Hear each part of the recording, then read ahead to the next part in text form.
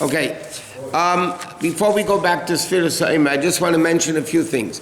Halachically. Number one, Shvish of Pesach is not a separate Yom Tif. It's still a continuation of the first days of Pesach.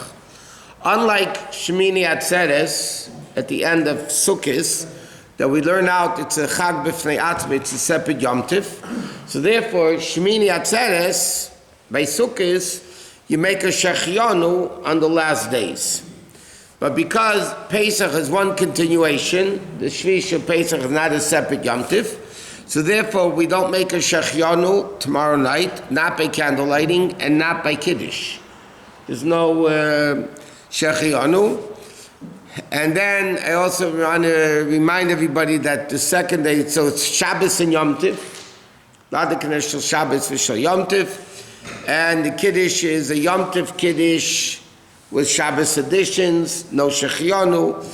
And the last Sunday, Mitzvah Shem, besides the fact that in the morning there's Yizker, but also we have every year we have a big Sudas Mashiach. So this year Sunday is going to be 5:30 in the afternoon, is going to be Mincha, followed by Sudas Mashiach. All the kids basically speak, all the unmarried kids speak. The kids were, whatever, unmarried people. What? What's the bracha candle lighting tomorrow night? Shabbos Hayom? Vaad Rabbonim Shabbos v'shal Yom Tif. Okay. Okay, that's as far as that goes. Okay, let's get back to a little bit of Sfiras Ha'omer.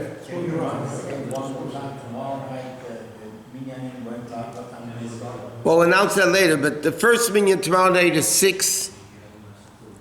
We're having early minyan, 6 and 7:25. And then the Fabrenga is 10:30 at night. And the next morning, Shachris is 7:30 and 9:30, like every Shabbos. Okay. Now, coming back to Sfiras Ha'omer. So if you, what? If someone gives you a common gift, you bought something, I didn't accept it, I didn't grab it, I said thank you, you should put it on the table. Did I get it, did I not get it? Okay, I'm going to repeat your question because it's very interesting. Somebody called, every year, it never fails, every single year. A guy calls me today, his kid does home online, the Chabad online schooling, and today she got a Mishloach Manos in the mail from her teacher. Every year, it never fails that somewhere Shalach Manos got lost, and Shalach Manos is a hamantash with, real chametz. So, hello, everybody home? We're learning. Thank you. So, number one, it was right away put in the mailbox. So I told him that his daughter's over Bas Mitzvah already. I said she shouldn't acquire it. She shouldn't acquire it. Leave it in the mailbox until after Yom Tov and then throw it out. Now already, you're the third one in Shul, this Yom Tov, that asked me that they had guests. One guy brought him a bottle of vodka, one guy brought him a bottle of scotch, which is real chametz. We're not talking about Bais Din chametz. So now they bring it to your house. So what do? Now you can't acquire it. You can't take it from them to acquire it, because then you're acquiring chametz and Pesach. Then you're transgressing acquiring chametz and Pesach. But so you have to tell them either take it back, or they should just put it somewhere. You have to have a mind not to acquire it. But then the problem is, after Pesach, you have to spill it out. Or put it outside your house near the garbage can, and they'll be taken within 5 minutes. But you can't even give it as a gift to somebody, even if they're not Jewish. Because chametz that passed over, that was owned by a Jew on Pesach, and this chametz that they gave you, so they owned it on Pesach. So chametz she'avar olav Pesach, chametz that was owned by a Jew over Pesach, not only are you not allowed to eat it, you can't benefit from it. One second.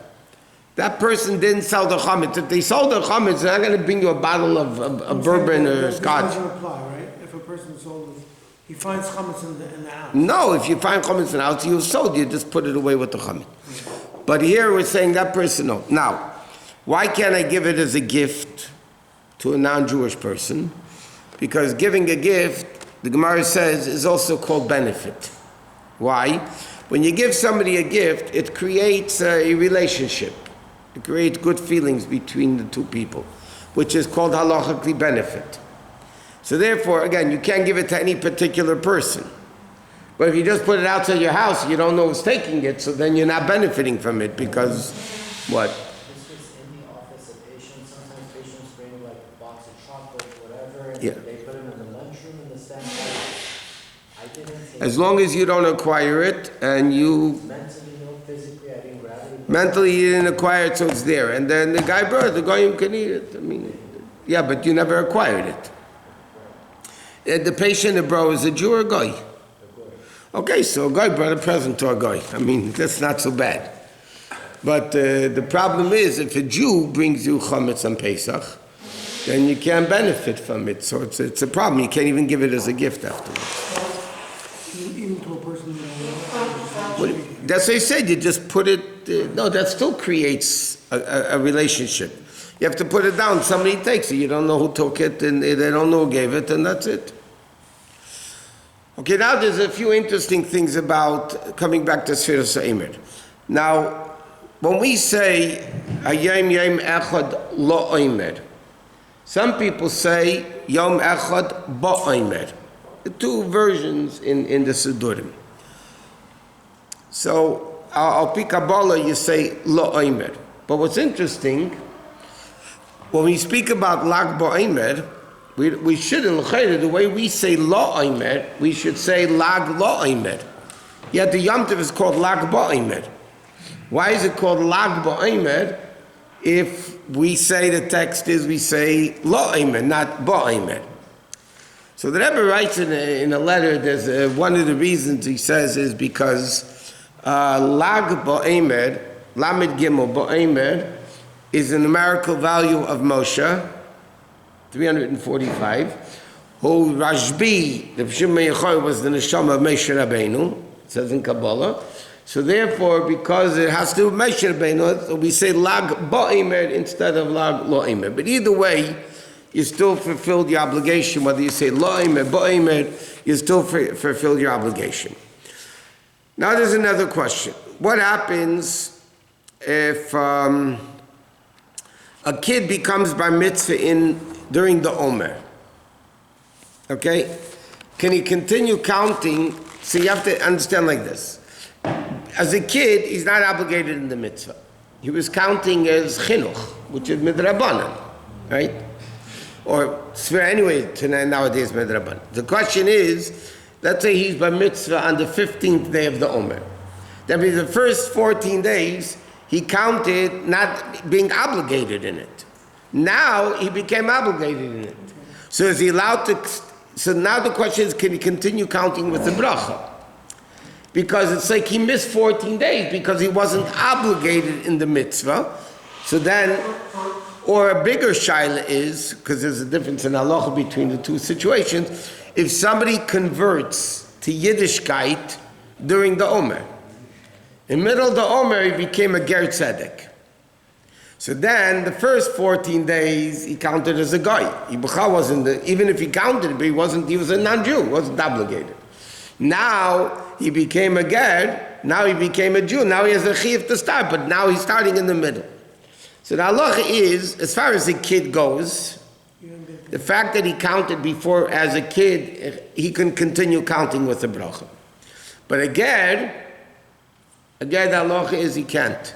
He can't continue counting with the bracha because the first 14 days or so, he didn't do it, he missed the first 14 days.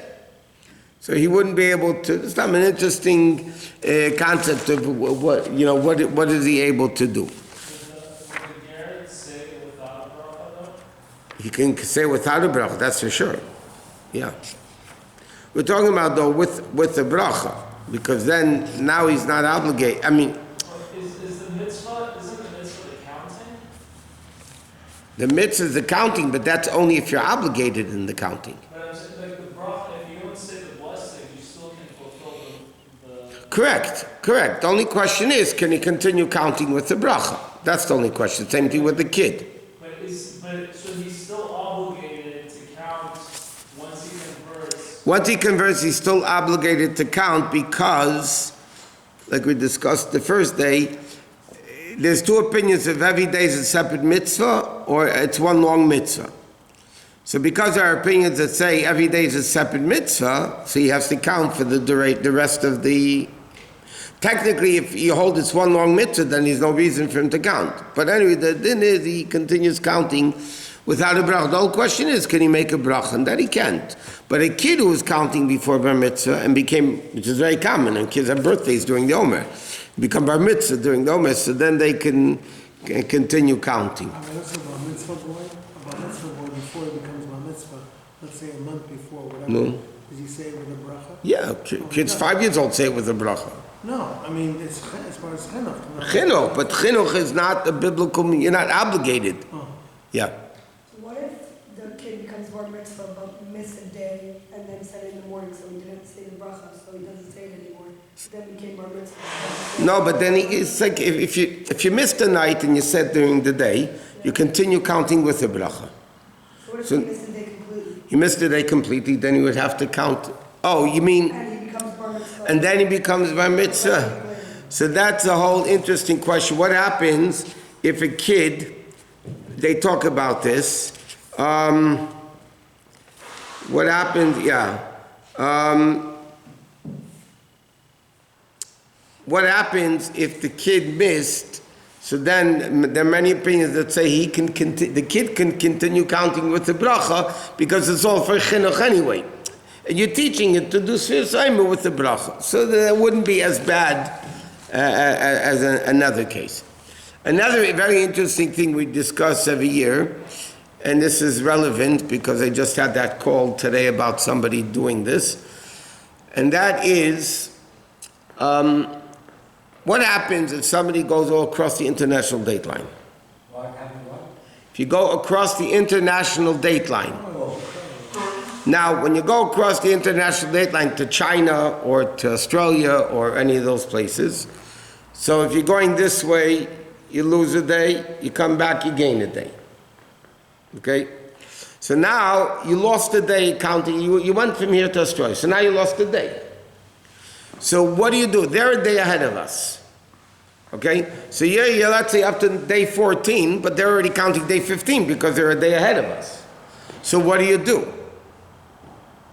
By you didn't count 14 yet. They're counting 15. So what do? There's a lot of different opinions in halacha, but the Rebbe is very adamant, and he has a lot of proofs to it, that Sfiras Omer is a personal counting. It's not counting a Bais Din. Like for instance, Shabbos, if a guy goes from here to Australia, okay, so he misses a day. So does he start Shabbos a day later? Because 7 days? No, because Shabbos is not a personal counting. Shabbos is a communal counting. The community is Shabbos, it's Shabbos. It's Sunday, it's Sunday. But the Rebbe proves that Sfiras Omer is a personal counting. So therefore, let's say I'm in a community which is 15, but by me it's still 14, or the opposite if you're going the other way. So the Rebbe holds very adamantly that you have to keep counting. You're counting different than everybody else. Then the bigger issue is, that's like they say in Yiddish, a halbe tzara. That's a half a problem. The bigger problem is if they're a day ahead of you and you're a day behind them, they're going to get to Shavuos before you. So they're going to get to Shavuos a day before you, or if it's the other way, they're going to get a day to Shavuos a day after you. So Shavuos, let's say, is the way we have it today according to our calendar, 6th and 7th of Sivan. By you, it might be 5th and 6th, and it might be 7th and 8th, depending if you went. Okay? Because Shavuos is, again, there's no Yom Tov. The Torah never says which day of the month is Shavuos.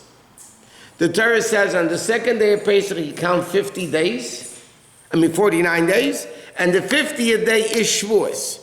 If there's no date anywhere in Torah which day of the month is Shavuos. So the Gemara Taka says, Yerushalmi says, sometimes Shavuos could be on the 5th, 6th, or 7th. For instance, before calendars, or when Bais Din did the proclamation, right? So sometimes Nisan had 30 days, and Iyar would have 30 days. So then if you count 49 days, Shavuos is going to be on the 5th of Sivan. If you have both days full months. If both days are lacking 30 days, only 29-day months, then Shavuos would be on the 7th. The reason, again, in Israel it's only one day Yom Tov. The reason why in Israel we have it the 6th and the 7th, because our calendar, Nisan has 30 days and Iyar has 29 days. So therefore our calendar falls out, the Shavuos in Israel is on the 6th of Sivan, or in Chutzlar 6th and 7th. But the Gemara says, Yerushalmi says, sometimes it could be on the 5th, sometimes it could be on the 6th, because the Torah never says which day of the month. The question is, it is getting too complicated, we have to go to marriage. The bigger problem over here is, Shavuos is nothing to do, the Yom Tov Shavuos has nothing to do with Matan Torah. Matan Torah was on the 6th day of Sivan. The Torah doesn't connect Shavuos to Matan Torah. We connect it because it happens to be the same day of the month. But Torah, there is no Yom Tov for the receiving of the Torah. It so happens that Shavuos, which is on the 6th day of Sivan, happens to be the same day of Matan Torah.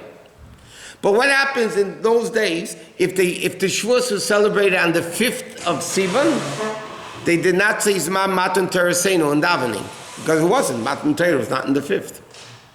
To be continued.